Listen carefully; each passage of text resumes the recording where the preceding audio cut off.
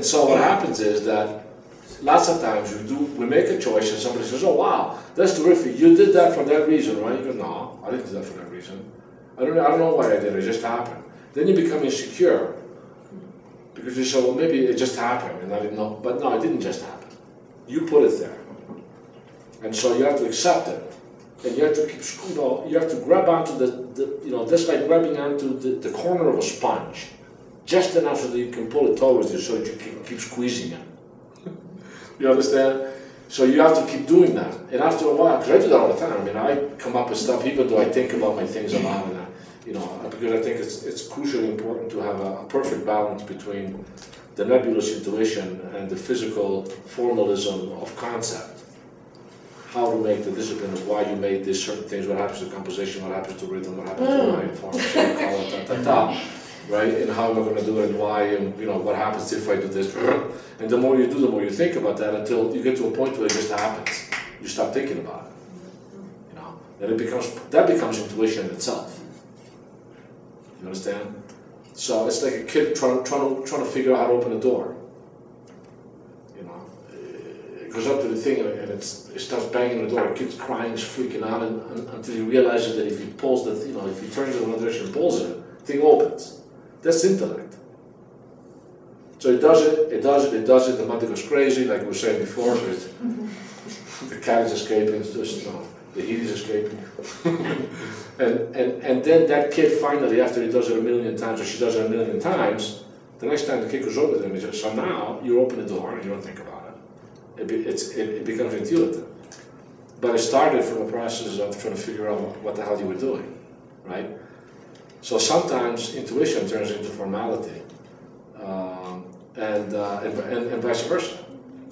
So it's a constant tennis game really between the two things. But the thing seems to me is to keep it in balance, because something that's too intuitive can have the danger of being too wishy-washy and too mushy.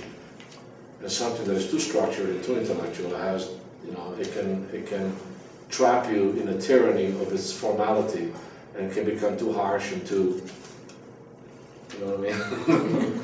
So, and with that, we'll end the evening. Anything else? Well, I have a question. Yeah.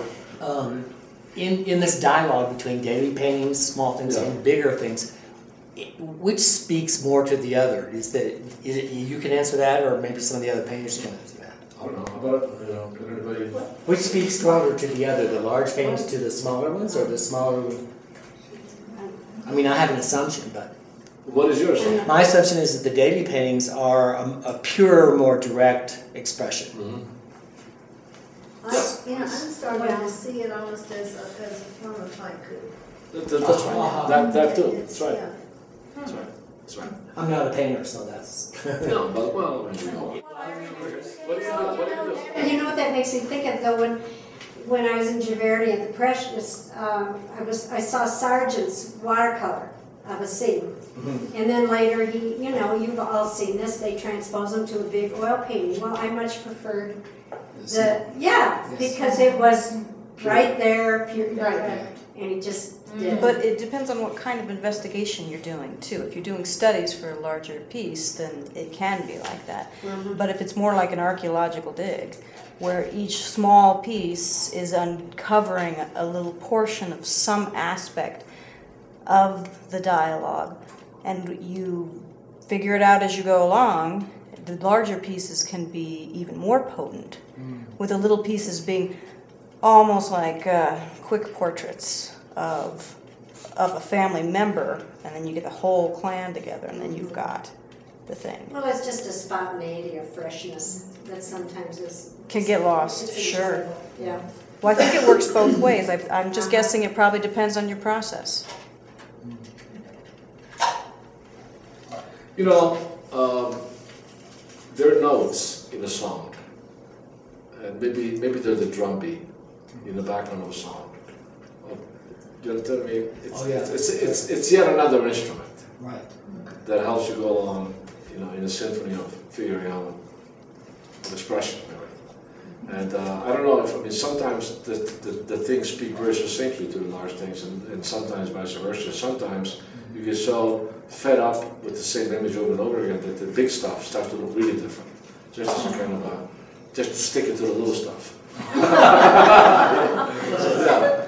When you do your really large canvases in the very strange, unusual shapes to really catch the eye, do you start with like smaller ideas and then expand on it, or do you start with like a global idea of what you're going to produce? Never.